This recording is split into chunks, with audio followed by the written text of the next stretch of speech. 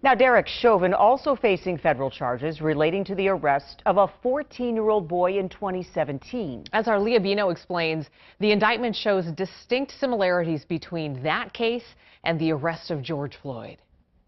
This two-count federal indictment stems from a domestic incident then Minneapolis police officer Derek Chauvin responded to along with 3 other officers back on September 4th, 2017. Federal prosecutors allege Chauvin held a 14-year-old boy by the throat without legal justification, struck him multiple times with a flashlight, and also held his knee on the teen's neck and upper back for several minutes, even after he was laid face down, handcuffed, and not resisting. Looking back at that 2017 police report from that incident, officers, including Chauvin, were initially called to the Minneapolis home after a mother reported being assaulted by her son and daughter.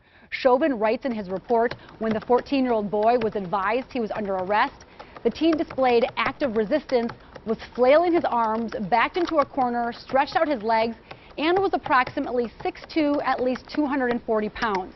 Chauvin also wrote he believed the teen would escalate his efforts to not be arrested, and due to his large size, delivered a few strikes to his shoulder to obtain control.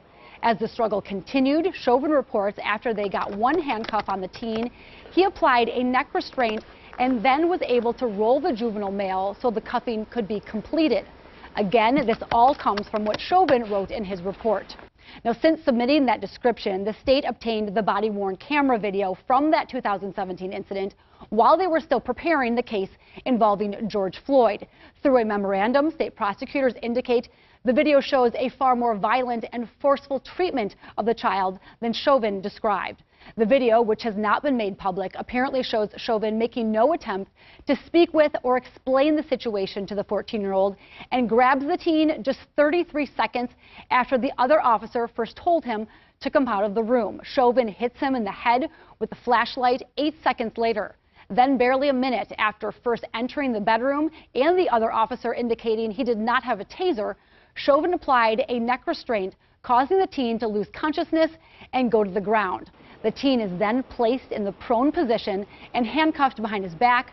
The teen's mother pleaded with Chauvin 4 times to get his knee off her son's neck, pointing out he was handcuffed and couldn't do anything and that he was bleeding from his ear. Chauvin refused and eventually removes his knee 17 minutes later in order to walk the teen to the ambulance. Judge Peter Cahill previously ruled prosecutors could not bring up this 2017 incident during Chauvin's recent trial. Ultimately, the case against the 14-year-old was closed and he was never charged.